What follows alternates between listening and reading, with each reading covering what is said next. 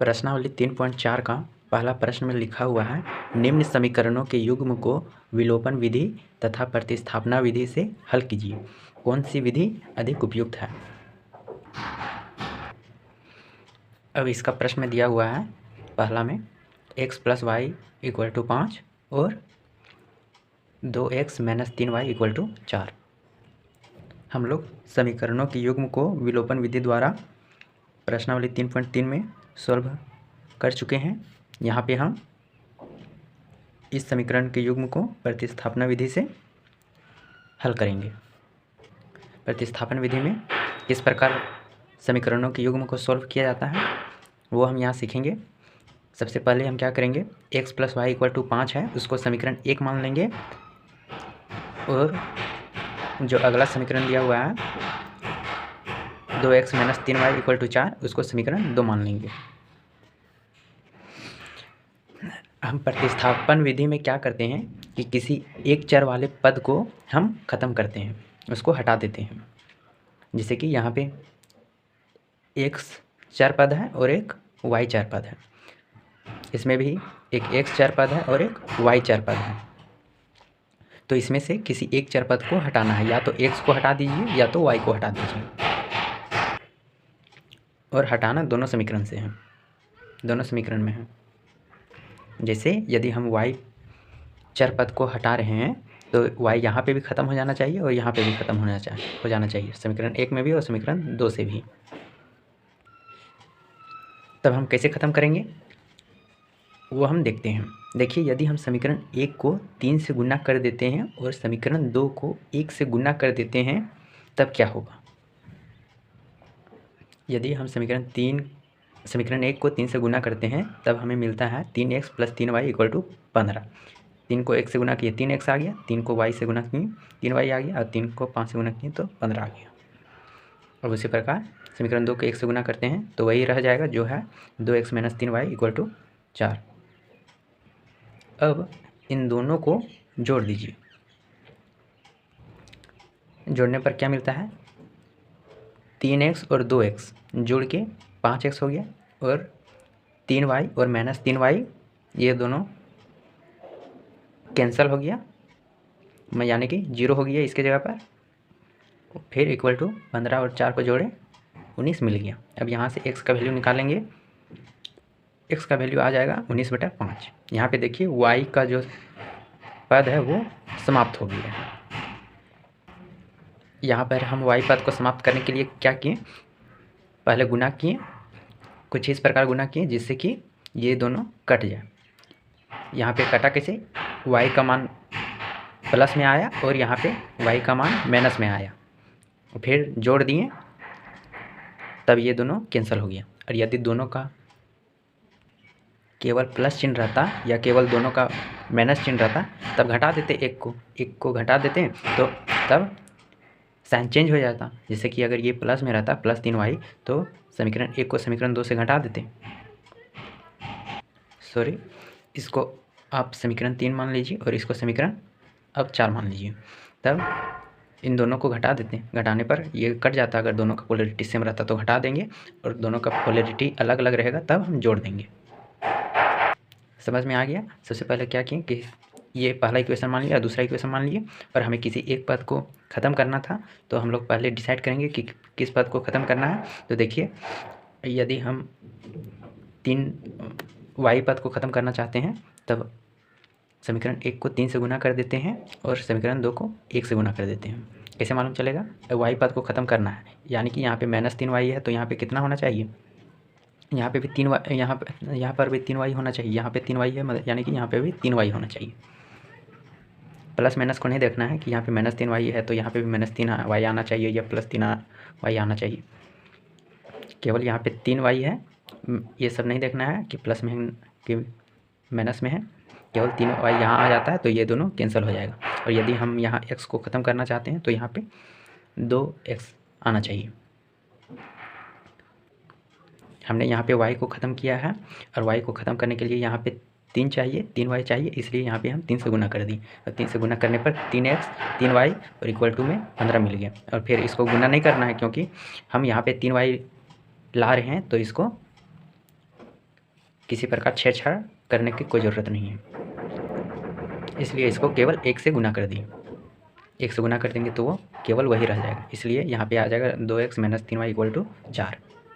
अब यहाँ पे हम लोगों ने देखा कि जो y वाला टर्म है, जो y वाला पद जो है वो एक प्लस में है और एक माइनस में है, तो यदि हम इन दोनों को जोड़ देते हैं तब y वाला पद जो है वो ख़त्म हो जाएगा और केवल x वाला ही पद बचेगा। अब हम जोड़ दिए, जोड़ने पर मिला 5x = 19। अब यहाँ से हम x का वैल्यू निकाल लेते हैं। x का वैल्यू आ जाता है 19/5। अब जो x का मान 19/5 आया, उसको या तो आप समीकरण 1 में रखिए या तो समीकरण 2 में रख के उसको हल कर दीजिए। तो देखिए यहाँ पे हमने समीकरण 1 में x का मान बैठाया है, इसलिए लिखते हैं x का मान समीकरण 1 में रखने पर। तो समीकरण 1 हमें मालूम है जो कि है x + y = 5, ये दिया हुआ है।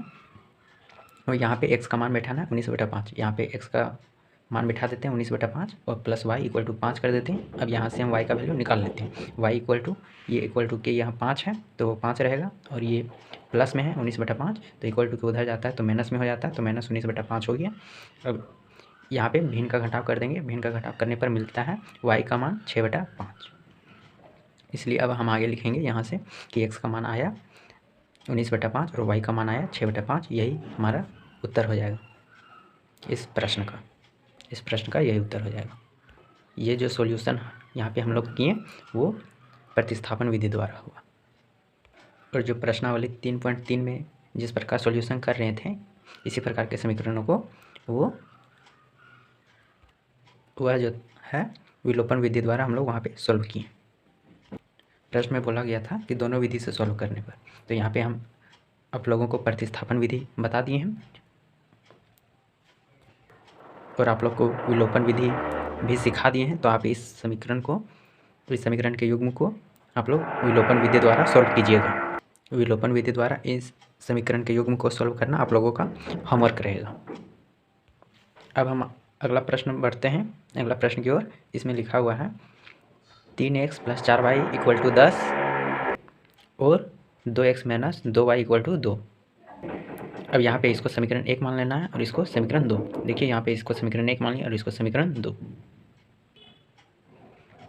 अब देखिए यदि हम यहाँ पे हम y को कैंसिल करना चाहें, y वाले टर्म को कैंसिल करना चाहें, तो हमें क्या करना पड़ेगा कि दोनों जगह 4 लाना है या तो दोनों जगह 2 लाना है।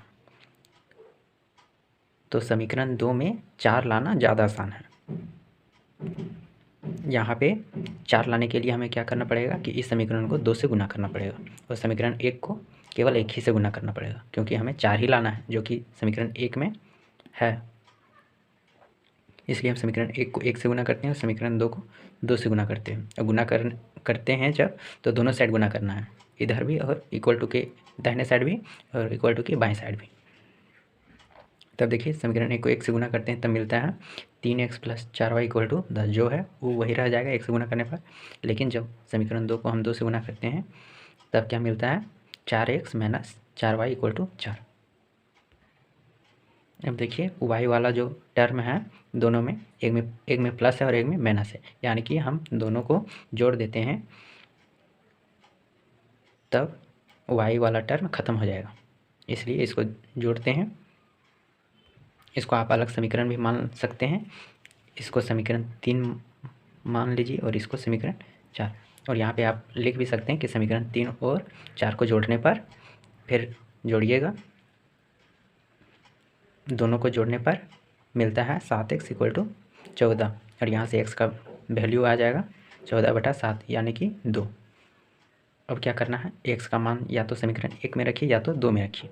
यदि हम समीकरण 1 में रखते हैं और समीकरण 1 दिया हुआ है 3x + 4y = 10 और जहाँ पे x है वहाँ पे मान रखना है 2, उसके बाद सॉल्व करना है और सॉल्व करके y का वैल्यू निकालना है और y का वैल्यू यहाँ से मिल जाता है 1। इसलिए यहाँ पे इसका जो आंसर हो जाएगा x = 2 हो जाएगा और y = 1 हो जाएगा। इसी प्रकार सारे प्रश्नों को सॉल्व करना है। तीसरा में भी उसी प्रकार है, एक को समीकरण 1 मान लिया और दूसरा को दूसरा समीकरण मान लिया। उसके बाद यदि हम x वाले टर्म को कैंसिल करना चाहते हैं तब समीकरण 1 में 3 से गुना करते हैं और समीकरण 2 को केवल 1 ही से गुना करते हैं। क्योंकि एक्स वाले टर्म को कैंसिल करने के लिए हमें पहला समीकरण में नो लाना पड़ेगा और दूसरा समीकरण में नो तो मौजूद है ही, इसलिए समीकरण 1 को 3 से गुना करते हैं और समीकरण 2 को 1 से। अब ऐसा करने पर पहला समीकरण ये मिल गया और दूसरा समीकरण ये मिल गया। उसके बाद देखिए दोनों में एक्स का जो पोलैरिटी है वो समान है, यानी कि दोनों में +9x है और इसमें भी +9x है।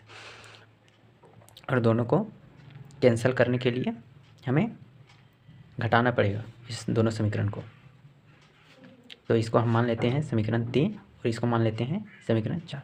तो यहाँ पे हम लिखेंगे, आगे ऐड कर लेंगे, लिखेंगे समीकरण 3 में से समीकरण 4 को घटाने पर।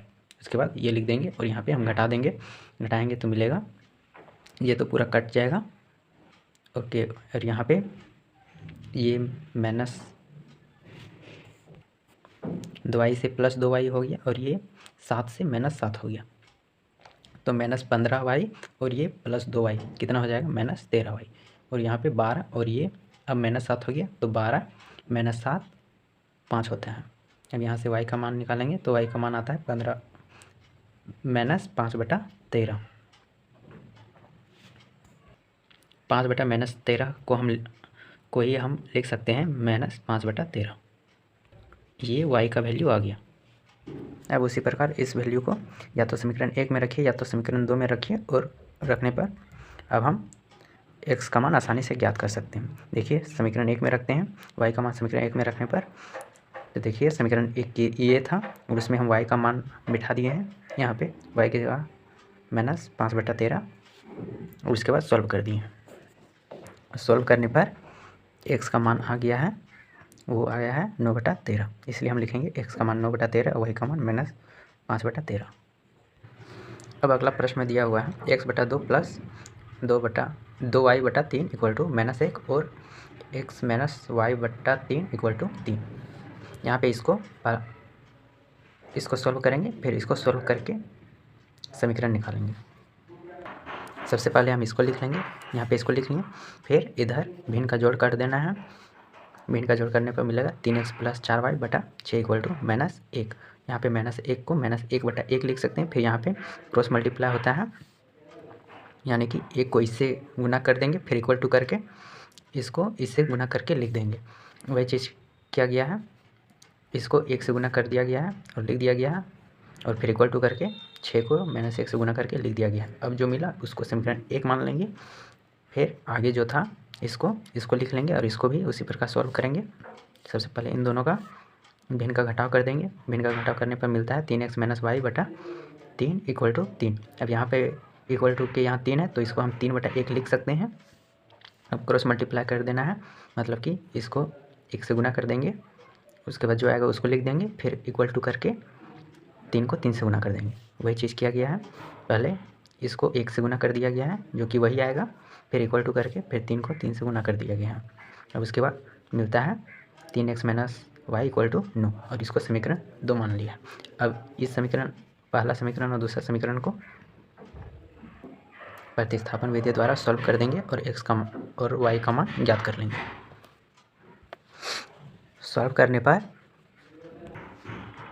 हम लोग को मिलता है y = -3 और x = 2, और यही इसका उत्तर हो जाएगा। अब हम दूसरा प्रश्न की ओर बढ़ते हैं। इसमें लिखा हुआ है निम्न समस्याओं में रैखिक समीकरणों के युग्म बताइए और उनके हल कीजिए, यदि उनका अस्तित्व हो विलोपन विधि से ज्ञात कीजिए। अब पहला में है, यदि हम अंश में 1 जोड़ दें तथा हर में से 1 घटा दें तो भिन्न 1 में बदल जाती है। यदि हर में 1 जोड़ दें तो यह 1/2 हो जाती है, वह भिन्न ज्ञात कीजिए। यहाँ से हमें रैखिक समीकरण का युग्म बनाना है और फिर उस रैखिक समीकरण के युग्म को हल करना है, और वो भी विलोपन विधि से। अब इसके सॉल्यूशन में लिखेंगे माना कि भिन्न = x/y। अब पहला स्थिति में दिया गया था कि यदि हम अंश में 1 जोड़ते हैं और y में 1 घटाते हैं, तब यहाँ पे अंश क्या चाहिए, x है, और हर क्या चीज़ है, y है। अंश किसको कहते हैं, ऊपर वाला को अंश कहते हैं और नीचे वाला को हर कहते हैं। प्रश्न में दिया गया था कि अंश में एक जोड़ने पर, तो यहाँ पे अंश x है यानी कि x में एक जोड़ने पर बटा हर में एक घटाने पर, यहाँ पे हर y है इसलिए y माइनस एक, हर में एक घटाया y माइनस एक हो गया। ऐसा करने पर यह किसके इक्वल टू हो जाता है, एक के इक्वल टू, यानी कि एक आ जाता है। ये पहला स्थिति में हो गया। अब यहाँ से हम रैखिक समीकरण लाएंगे, तो यहाँ पे एक है तो एक को एक बटा एक कर सकते हैं, फिर उसी प्रकार करना है, क्रॉस मल्टीप्लाई करना है, x प्लस एक को एक से गुना करना है, फिर जो आएगा उसको लिख के इक्वल टू करके फिर इसको इससे गुना करना है और लिख देना है। वही चीज़ किया गया है, इसको इससे गुना करके लिख दिया गया, फिर इक्वल टू करके इसको इससे गुना करके लिख दिया गया।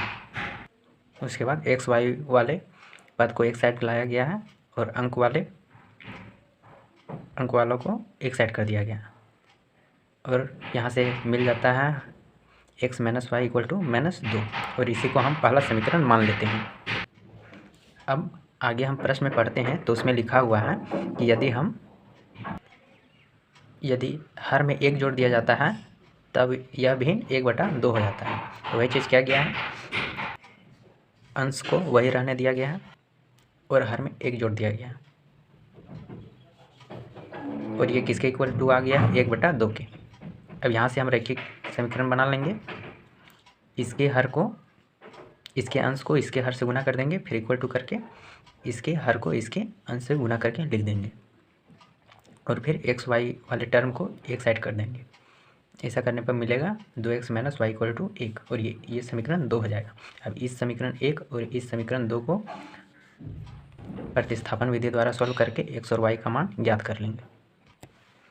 x और y का मान ज्ञात करने पर हम लोग को मिलता है x का मान 3 और y का मान 5, इसलिए भिन्न हो जाता है 3/5, और यही उत्तर हो जाता है।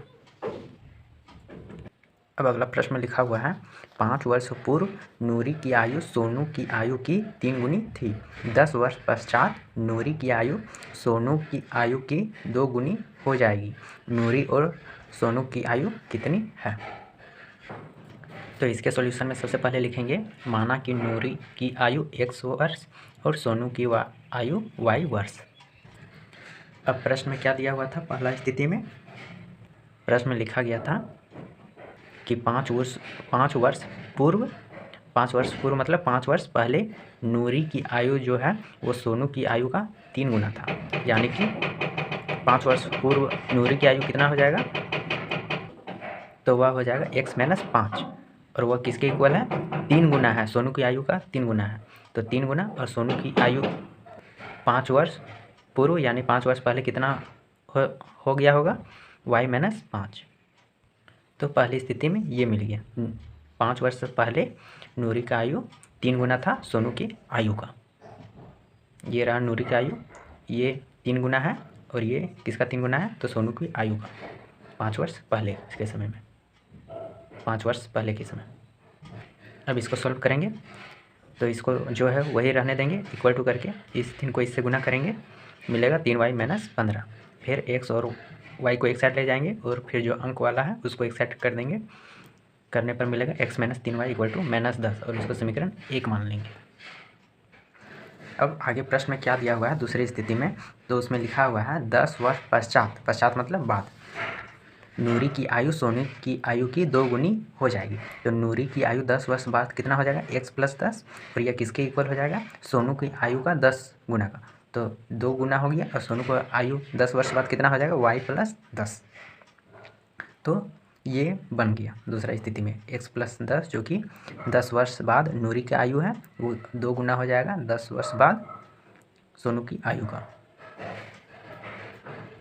अब इसको सॉल्व करेंगे, 2 को इससे गुना करेंगे, ये मिलेगा, और फिर x और y को एक साइड लाएंगे और अंक को एक साइड लाएंगे, मिलेगा x minus 2y equal to 10, और इसको समीकरण 2 मान लेंगे।